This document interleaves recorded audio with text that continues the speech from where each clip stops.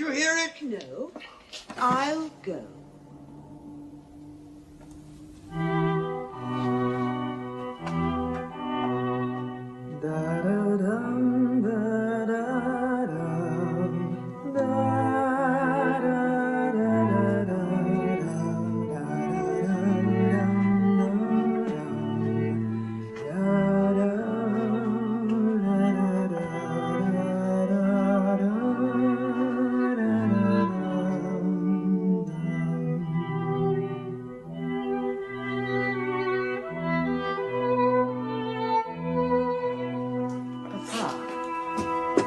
Mother's gone out. Aunt Minna's still asleep.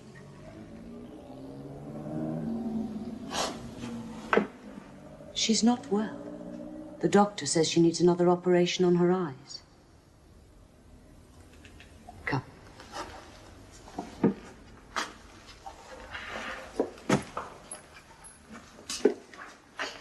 There was no one there.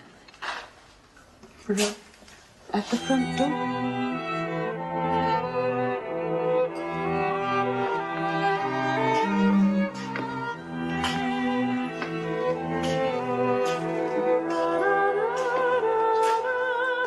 She was like an Amazon.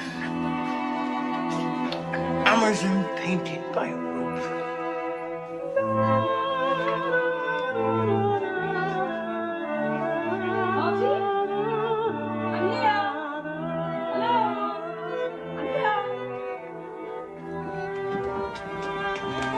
Marty! Marty. We were expecting you tomorrow. Yeah, I got fed up with Prague and this weather, even window shopping calls. Oh, how good it is to see you. Ah. Oh, no. Sigmund. How splendid you look. I look like a stork caught in a thunderstorm. And you? Let me look at you. Every inch the man of means. I've put on weight, you mean. What have you got in here?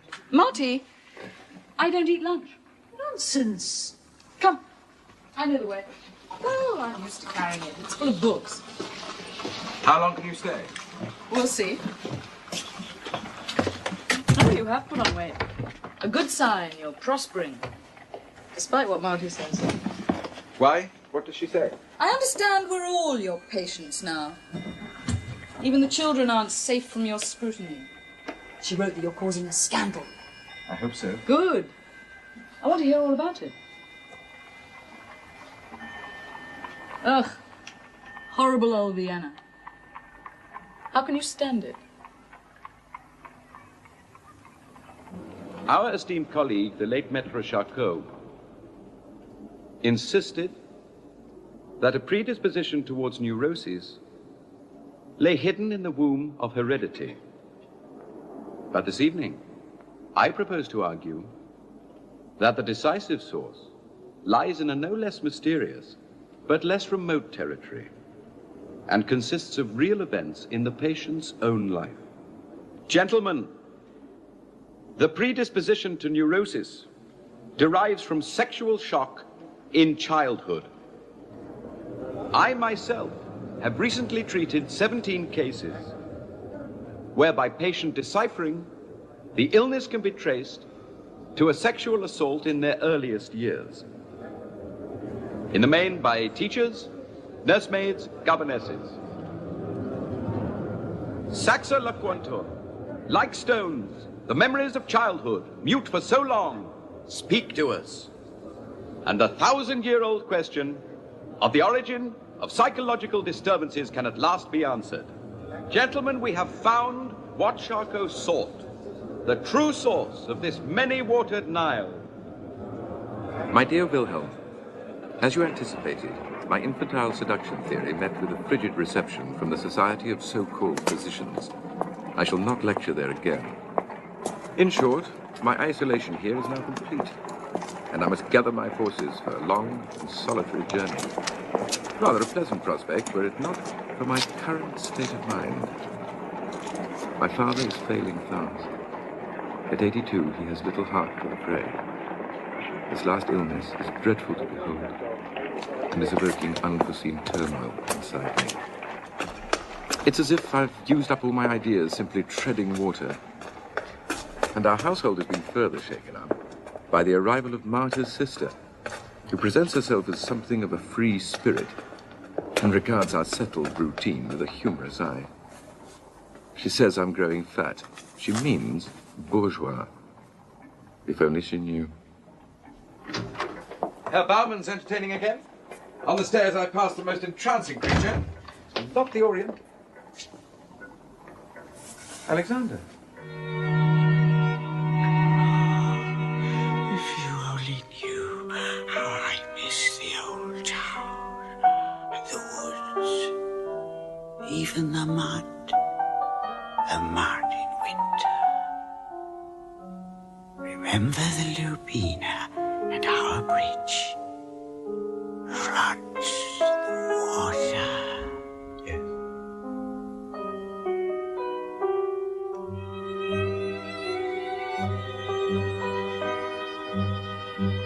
Promise me you'll make Professor, even if it means bowing the head. No matter what it means. You are a cruel child. Your mother left with the others. But I loved you. Help me. Ziggy, please. You'll only tire him. Go away! In order to understand, in order to rid yourself of the confused emotions which haunt your adult life, you must go further back. Back to a time when your very presence threatened to destroy your parents' love, and when your demands made a lover of one and an enemy of the other. This inexorable family drama returns disguised in adulthood. A landscape peopled for the grown-up boy by figures of threatening authority and reincarnations of motherhood, as it is for the grown-up girl by jealous maternal counterparts and likenesses of her father. A landscape of ghosts. Where's the bed? Wait there.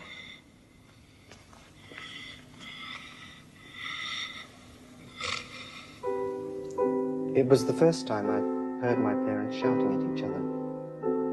I'd come into their bedroom late at night. My father ordered me back to bed. I could hear them shouting from my room.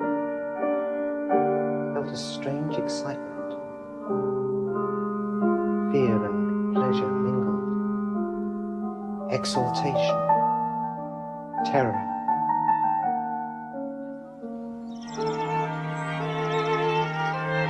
Matilda, where's Martin got them?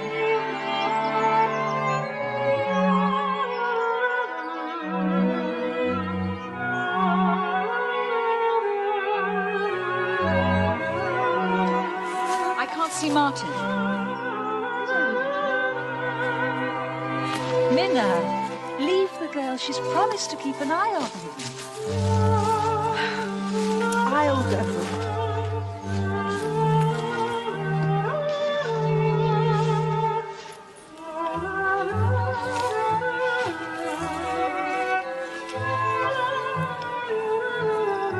Martin's run off again.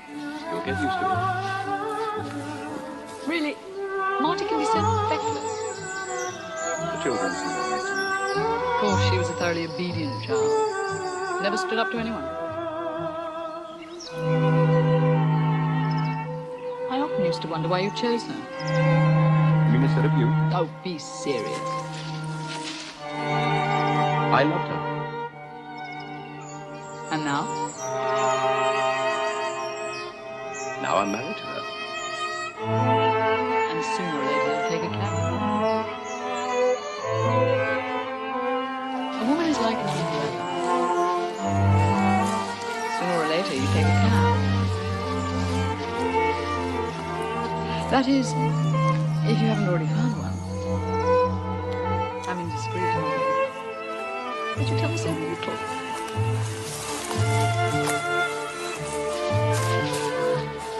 Oh, they're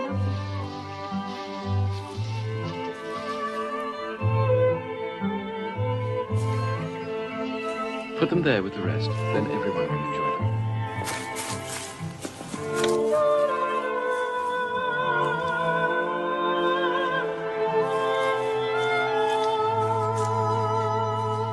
They were for you.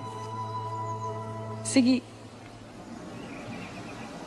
what, do you want your daughter to honor the Madonna? I did, when I was a child. It's true. My nurse was a Catholic. When my parents were away, she used to take me off to church. I can still see her squat, ugly bulk before the candles. Oh, yes, she taught me all about her Catholic heaven, and above all, about her Catholic hell. And a few other things besides she taught me. Oh? Until she was dismissed. For stealing. That's only something I've recently discovered. Teresa was her name. I've been remembering more and more about my childhood. Including these other things the nurse taught me? She filled me with ambition. Told me I'd become a great man. And on the other hand, made me feel very clumsy in a different department. And you remember all this? It's coming back.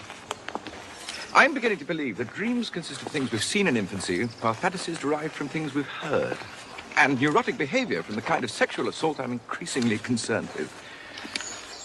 Of course, that could all be nonsense. Do you think?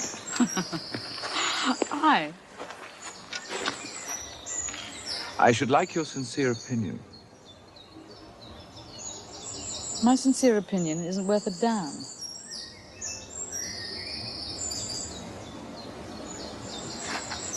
Come, we've lost the others. You know what you were saying just now about Marta? Hmm? I want you to understand. It's very important for me to have someone who can bring me back to mundane things. Very important. She's the center of my life. She says she's going to Hamburg shortly, for a week or two. Why? I mean, why now? Before your father's funeral? It seems a little strange to me. It isn't strange at all. Your mother isn't well. They haven't seen each other for a long time. Besides, I'm not very easy to comfort at this moment. I have no use for it. You should also understand that certain aspects of my marriage have been fully amortized. Amortized? What a word to use. It's the word that fits. Amortized. Obligations paid on both sides to our mutual satisfaction. It's perfectly possible to make one's peace with sexuality. As I'm sure you'd agree.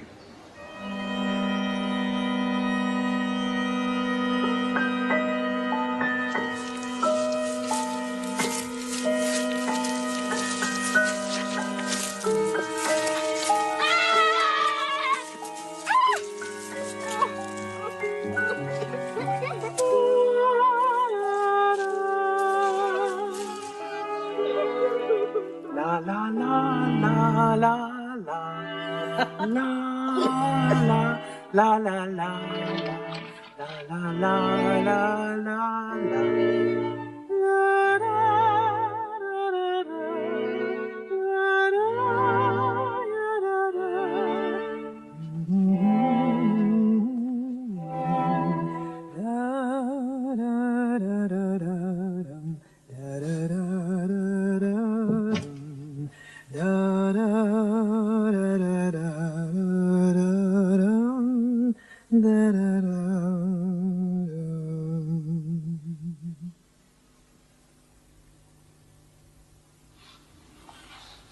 Where did you learn that song? It's Moravian. Is it? While I was a governess in Bruno. Possibly. Have you finished work?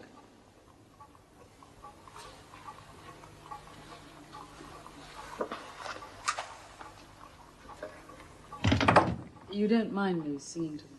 Mind? I hope you'll stay as long as you want. I speak for Marta and the children. You know that.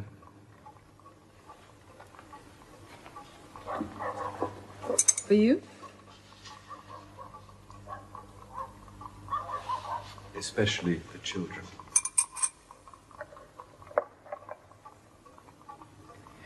All the best people had two mothers.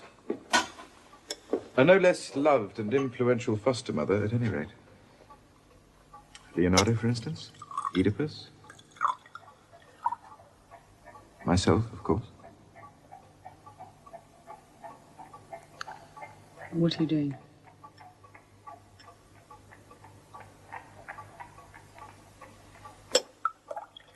You know the story of the bereaved husband who was discovered in the arms of the housemaid on the day of his wife's funeral? He looks round quickly and exclaims, "Do I know what I do in my grief?"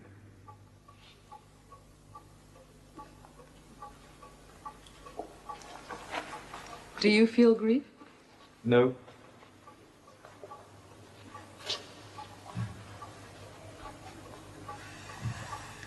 Not even today. Nothing.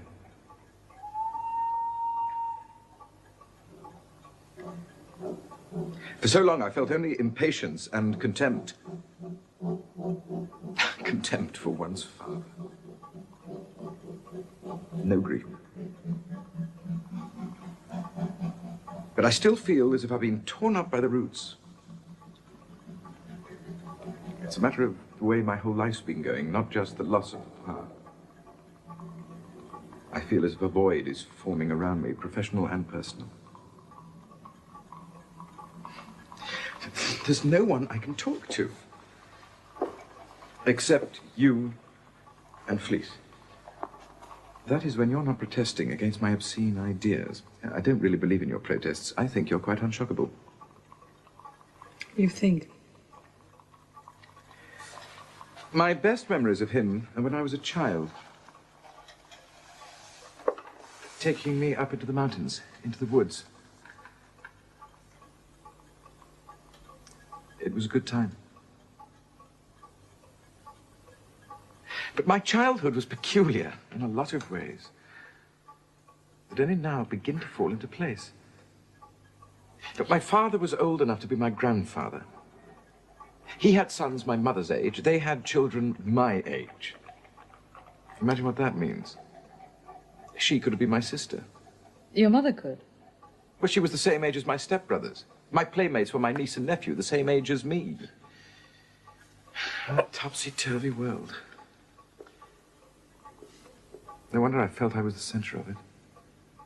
The gravitational force among all those misplaced labels. Mother, father, brother, niece, nephew. All too young or too old for their status in my life. I was holding them in orbit. Since I've started studying the unconscious, I've become an endless source of interest to myself. And what effect did it have on you, this topsy-turviness? When you say your mother could have been your sister. It's curious. I've always thought you were a little afraid of your mother. Possibly. Is she so frightening? What makes you say so? Your expression when we go to lunch on Sundays. And your stomach aches before we go. Well, that's because I know her cooking. And because you know that she's waiting to hear news of fresh glories. All the things your nursemaid promised. Like any other son, unless he's a professor, he's a failure. You admit that much? And when I'm a professor, you'll see. She'll still cook badly. I might as well not bother.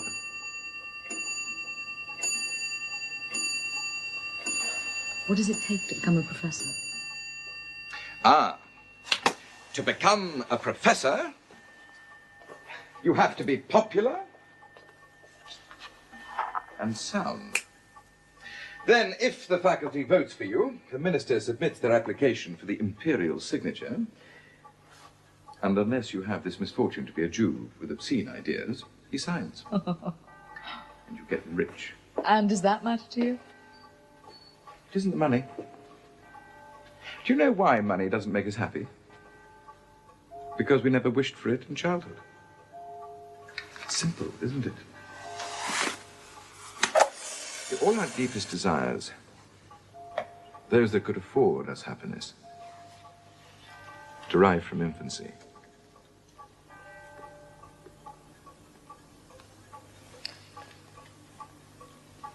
If not the money, then the fame at least. You wanted that in childhood? I was taught to. Yes, I shall apply for the professorship and go on applying if my constitution can stand it. It's like the old Jew on his way to Carlsbad who gets thrown off the train at every station because he hasn't got a ticket. And they say, "Where are you going?" He says, "To Carlsbad, if my constitution can stand it." You do realize baptism is the ticket. If I were to join the pitiful crew rushing to the cross, like Martha's Uncle Jacob, I understand Mahler's thinking of doing it for the directorship of the opera. I'd rather starve than crawl to Rome. Oh, I don't know. You've got a zest for martyrdom, it seems to me. That's one qualification. To be a Christian, you think? No, to be Christ, certainly, but that's quite different. I do fear poverty. From childhood. It's like the wild horses of the pampas. I remember reading about them when I was a boy. Once they've felt the lasso around their necks, they retain a certain nervousness for life. I really did believe this most recent development, the seduction theory, would make my name. Far from it. Even my patients are nervous of it, and self-analysis is hardly profitable. I have a banker, a distinguished neurotic, who'd fled from me just as he was about to reenact the crucial scenes. That's what makes it so difficult at the moment. Trying to complete a map of childhood sexuality with the aid of grudging adults. If I could make you understand, you could help me. The whole business is a mystery. No one's explored it yet. Literally no one. I have no authorities to guide me through this jungle, this primeval jungle, in which at first, as with the animals, all kinds of sexual zones which are later prohibited exert power. The mouth and throat, the anus. In time, we learn to turn up our noses at certain things. Feces, for instance. We feel shame and disgust. Our sense of smell is recruited to this new and moral universe. The beginnings of repression. But at what precise stage has never been determined. See, I believe that somewhere in this journey through our sexual prehistory, what overwhelms the ego and creates a psychosis rather than a mere neurosis is sexual abuse by adults. Of that much I'm certain. Unfortunately, my patients' memories are rarely exact when it comes to the stages of infancy. My own are equally hard to date. However, if it were possible to investigate children's reactions at different ages... How would you do that? Quite simply, it would involve testing their responses without alarm. Of course, when I spoke to Marta about using our children, she was appalled. I thought perhaps you might feel differently. If I understand, you mean present them with... Feces, say, at a particular age? Yes. Or rather, simply observe.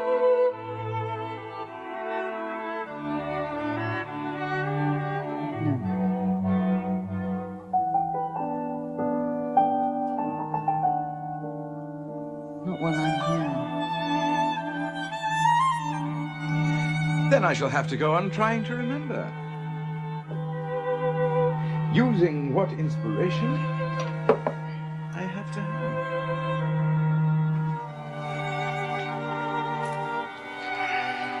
Sing me the song, the lullaby.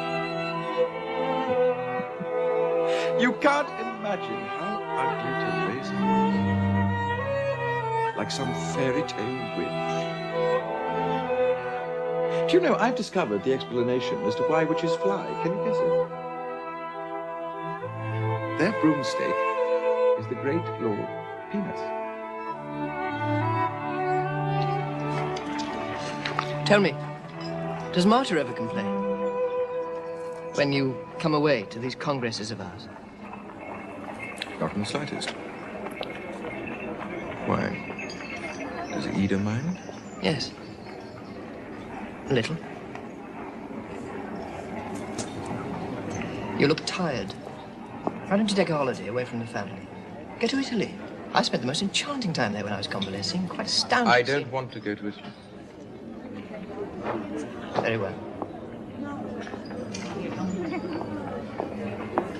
Did I tell you about a patient of mine, a woman, who persistently hallucinates enormous snakes?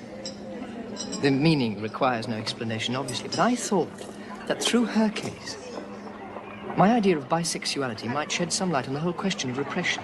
Yes, indeed. I've been meaning to write to you about it, and also to send you some novels by C.F. Meyer. Do you know him? The theme of bisexuality is very strong in his work. Also of incest between brother and sister. Oh? Meyer, the novelist. I would say he owes a lot to Nietzsche. The idea that certain individuals can transcend taboos. I understand it derives from experiences in his own life. And it's made me sensitive to certain resonances in my own. After my sister's death, I simply blotted out all my childhood emotions towards her. Until when Ida came along, it was like a reincarnation. Perhaps you guessed I never felt able to tell you about it. He, too, makes much of the Italian landscape. Lago Maggiore. Wilhelm, I've told you I don't want to go to Italy. I want to stay here and suffer. God willing, unravel the workings of repression, solve the problem once and for all. My personal suffering. If needs be. The last thing I want is to be surrounded by more symbols of repression. All those churches. Those dreadful saints and martyrs glorying in their pain, or carried up to heaven for denying their simplest instincts. To love and war and wallow in what life has to offer us. God knows it's brief enough. It's all holiness is, Satanism. The residue of sacrifice. I refuse to find it beautiful. What you're talking about is mere piety. Italian art is one of the wonders of mankind. But what does it amount to? Those upraised, suffering eyes beneath their halos. The disguised bloodlust of persecution. The persecution of any other race or creed that refuses to join them on their stations of the cross. The cross! It leads inexorably to the rack. Don't suppose that for once you could surrender to the transcendent beauty of the images. Just that. Go to Rome, to Orvieto. And instead of analyzing it,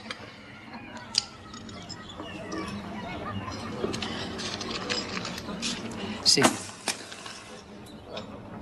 I realize that things are going slowly for you at the moment in the field of theory, but if patients are relatively few just at the moment... My theory is fine. My patients are fine. Perfectly all right. Doctor, it occurred to me since our last meeting. You remember the business of my childhood dream? About the black fellow I was chasing through a strange landscape and couldn't catch. It came up when we were discussing how my mother had been unable to make up her mind about her second marriage. And I myself was experiencing difficulty in making important decisions. Well, I I think I understand the connection now. The black man was perhaps a Kaffir. And as soon as that occurred to me, I saw that Kaffir was really Kafir, meaning, what shall I do? Kafir. Oh, you see, briefly, I had a French nursemaid, my first love, so to speak. Who no doubt seduced you? Physically, you mean?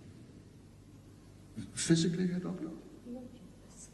When I saw the way he treated my brothers, physically, I mean, the way he sat them on his knee, caressed them, whereas with me he was cautious and restrained. It was left to me to make the advances. Of course, I didn't know why I was doing it, much less that it was wrong. And for years I've succeeded in repressing the memory. It's only here with you that I can talk about it without feeling guilty. It's such a release. Tell me, am I making progress?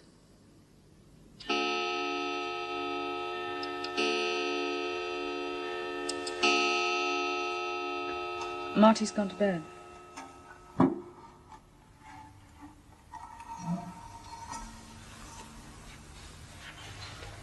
I've made a serious mistake.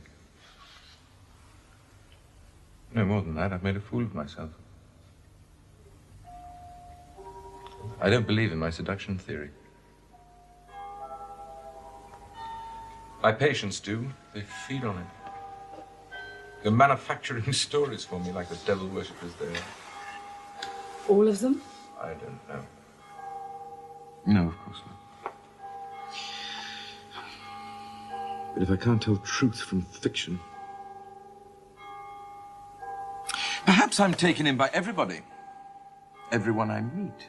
It's possible. For a psychologist, you're a surprisingly poor judge of people. Yes. A poor judge of people. Yes, quite right. No doubt that's why I make it my profession. Just as poets are often those who find it hardest to express themselves. I've decided I'm going away for a month. To Italy. With Marty? Certainly not. With Alexander. Martha doesn't really enjoy sightseeing at my pace. And the great thing about Alexander is that as a railway employee, he's good at timetables. Thank you for being brisk with me. I mean about my work. Besides, it's nonsense. The seduction theory is perfectly good. I'm just so tired, I can't even trust my own ideas.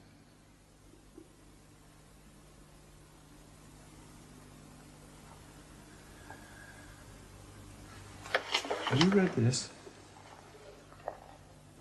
It's a novel by Maya. Which one?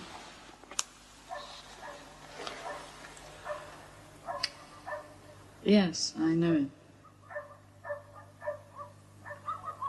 You do? It's remarkable.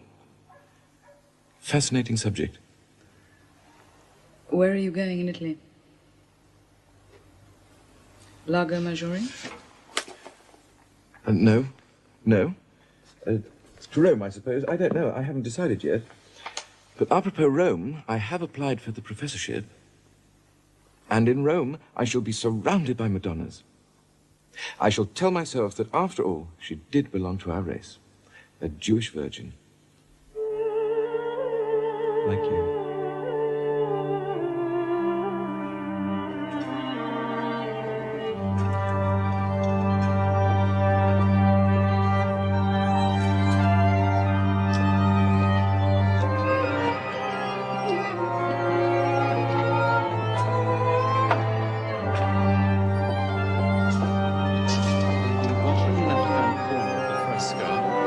dressed in black. We can see standing among the crowd Signorelli himself, next to Fra Angelico da Fiesole, his predecessor whose work on the frescoes was interrupted by his death. Well, that would interrupt his work.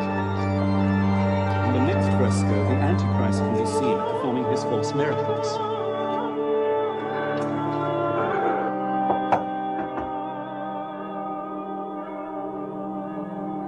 It's me. Come in.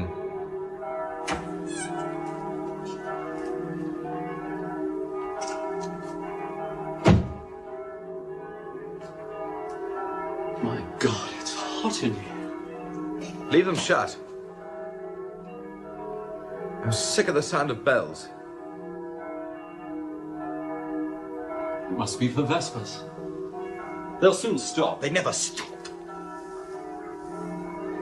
Reminding the faithful that every instant is a guilty instant. That the end is near. That God's church owns them, body and soul, as it does the streets and buildings, even the hours of the day. You must learn to put up with it, Ziggy. It'll be worse in Rome. We're not going to Rome, not tonight. Why not? We booked the rooms. What kind of a Jew are you? I know why you want to go to Rome, to visit the whores. Or did you want to attend Vespers in Rome? What's the matter with you? You want to go to Rome. Another time. As our great predecessor might have said. What predecessor? How slow you are. Our Jewish predecessor. Hannibal. Hannibal was a Jew? Of course. He was a Semite. According to one theory.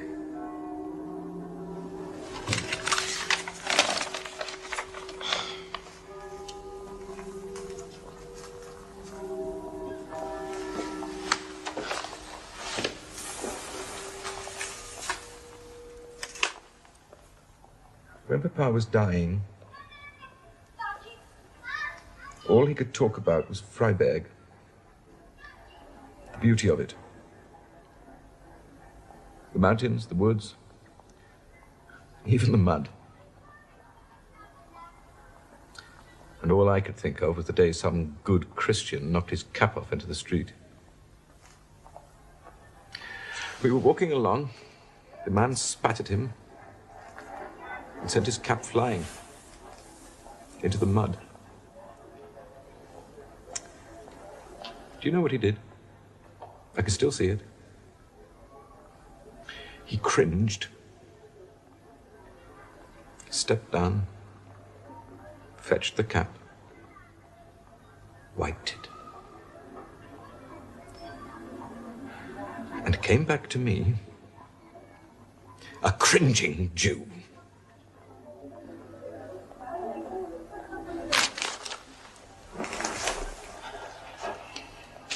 There, read it.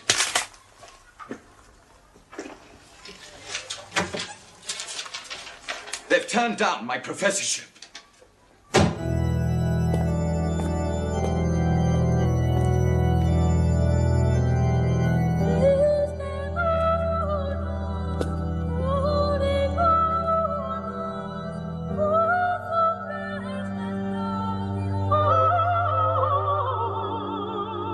Seeing them alone at night, I had no choice but to confess their splendor.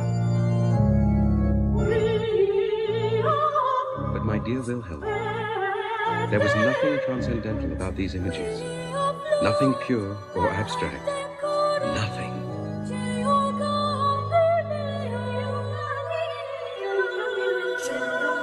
I saw at last what had been hidden from me for so long. The scales fell from my eyes when I turned in shame from my own image of the false Messiah to the crucifixion and the grieving woman. The effigies that had pursued me since my arrival here began to speak. Madonna and Child, Maria lactans, bearing the breast at which human desire and hunger meet. Pagan images, not Christian icons. Pagan images surviving like a brazen code.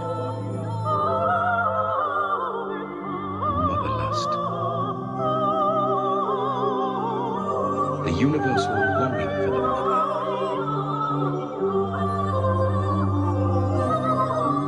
The universal fantasy.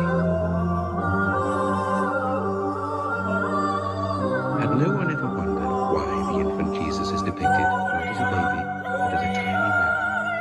A supernatural man-child gazing up at the Virgin from under fully formed adult eyebrows. Why had it taken me so long to understand? It is the child who lusts like pagan Oedipus for the sublime erotic union, not the parent who abuses the innocent child. The lusting infant at the breast was me, the pagan antichrist in every child, mocking the pious gaze of civilized humanity.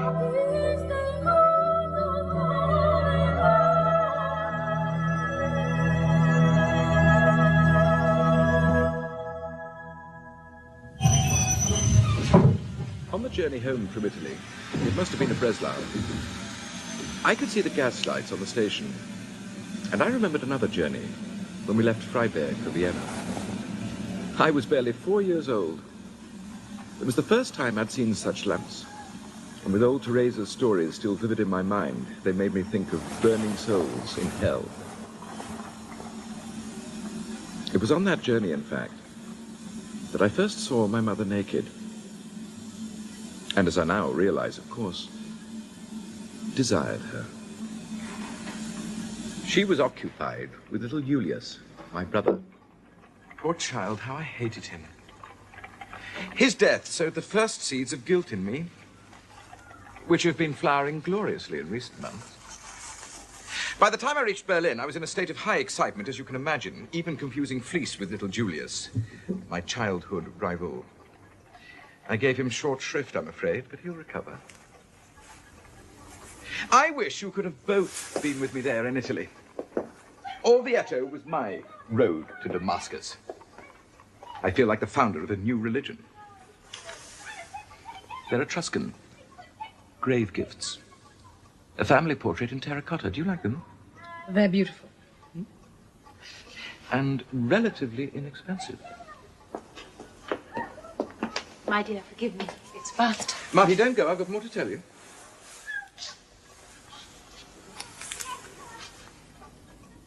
Best of all, I've come to understand all the distressing feelings towards my father that burst on me when he died with all the force of the unthinkable. And they were only a mask for a greater, long-lost rivalry for possession of my mother. You see, no wonder Oedipus Tyrannus is the greatest of all dramas of destiny. Every member of the audience was once an Oedipus. And it's still there, all around the Mediterranean, in every street and building where the Queen of Heaven is depicted. Regina Mater, nursing her son. Can you imagine how I felt for the first time in Italy? Bracing myself against the banality of the image, shielding my eyes. And with good reason. For there, painted all over Italy, was the most primitive, the most licentious of heathen images. Not only permitted, but sanctified by the church and venerated by the faithful. So obvious you could miss it altogether.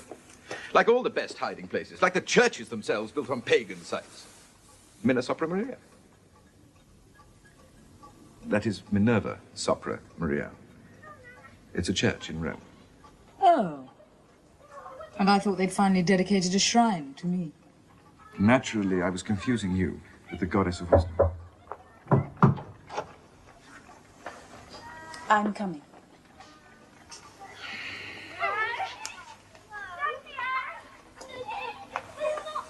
Does it distress you, what I've been saying? It's all right for you. As a mother, your ideas make me feel aghast.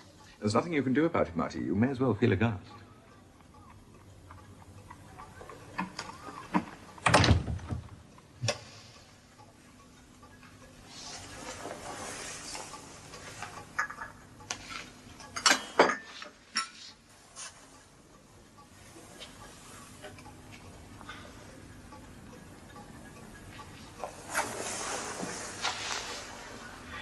Do you know what Fleece said when I told him about it?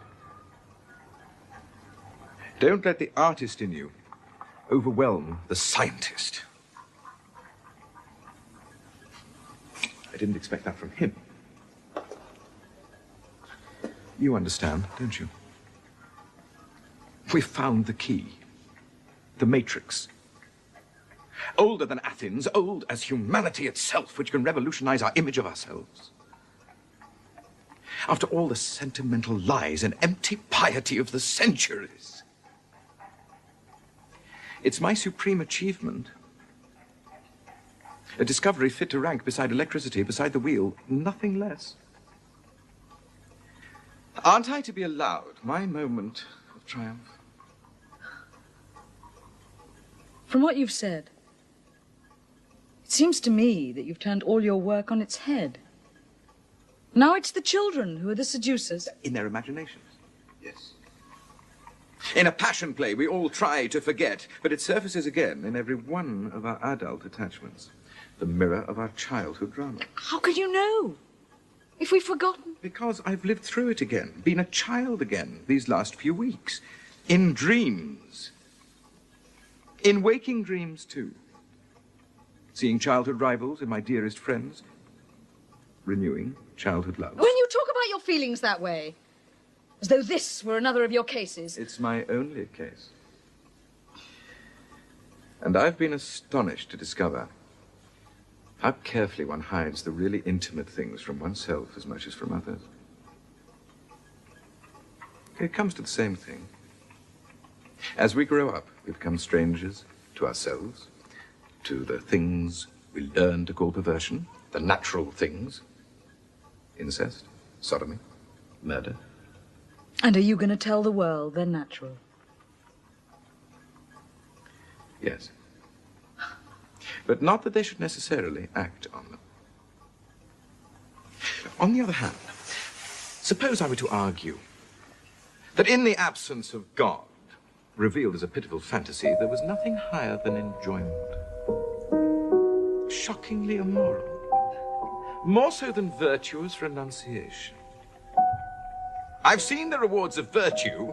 They terminate in my consulting room. The Tarquins prophesied that he would conquer Rome who first should kiss the mother. Metaphorically speaking, of course.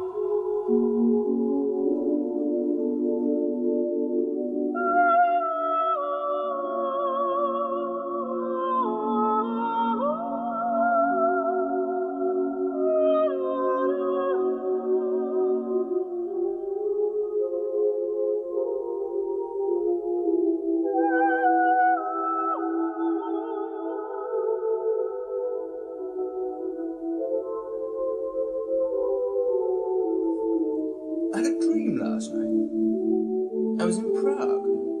Not that it looked like Prague, but that was where I knew I was.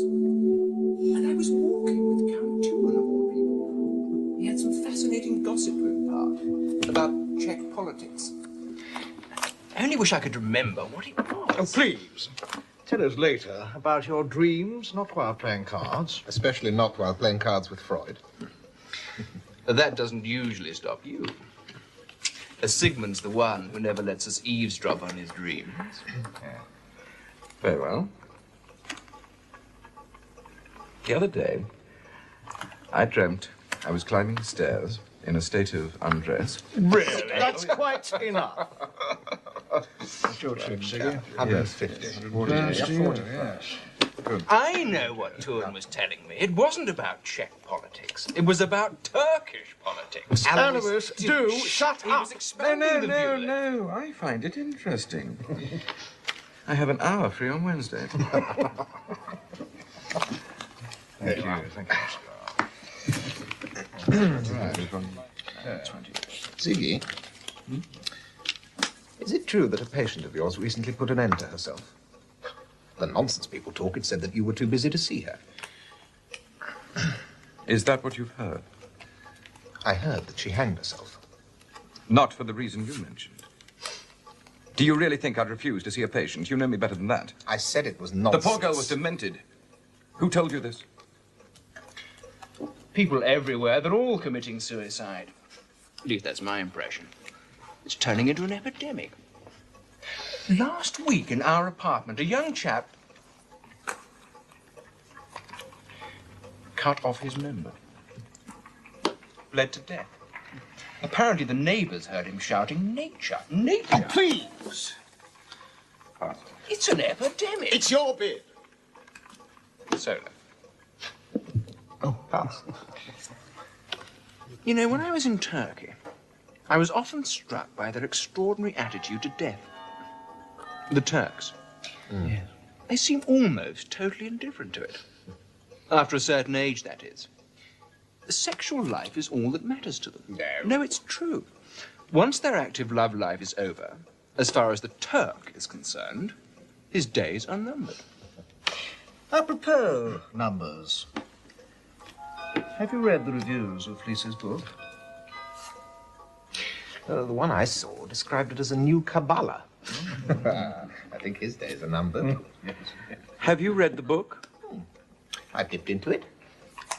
You'd have to be a mathematician. Or a necromancer. All that numerology. Provided you make love every 23 days. More often if you're left-handed. All in all, it only lacks a dedication from the Faust. Yeah. A distant land awaits me in this secret book. From Nostradamus' very hand. Now shall I read the starry night. You missed out a line. Nor for a better guide I look. No wonder, since a better guide is what you lack. Oh, significant omission, Ziggy. And it's starry pole, not starry night. I wonder why you got it wrong. Could it be that as an unremarkable family doctor of Polish extraction, as a Pole whose starry fortunes pale into insignificance beside the gifts of Wilhelm Fleece? Oh, come, Ziggy. Or are you trying to draw our attention to some other difficulty you're experiencing with your own Pole? Really? Is there nothing you won't twist into some scurrilous meaning? Nothing perfectly innocent? I should have known better than to ask. No, I often ask myself the self-same thing. And the answer is yes, sometimes. Even Homer nods. On certain occasions, a cigar. It's only a cigar.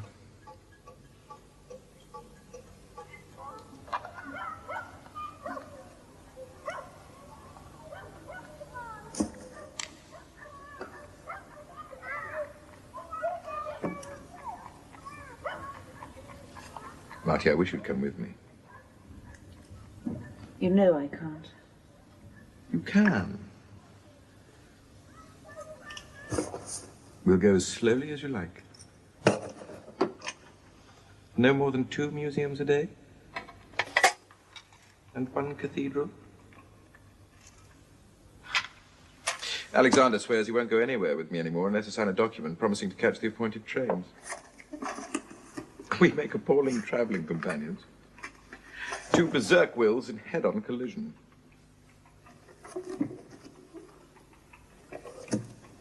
You can understand why I want to go back before the summer's over and patients start returning, God willing. Of course.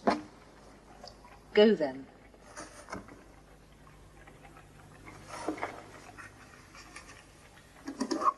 I thought perhaps since Minna has never been to Italy, I haven't spoken to her yet, but if you can spare her. By all means. Ask her.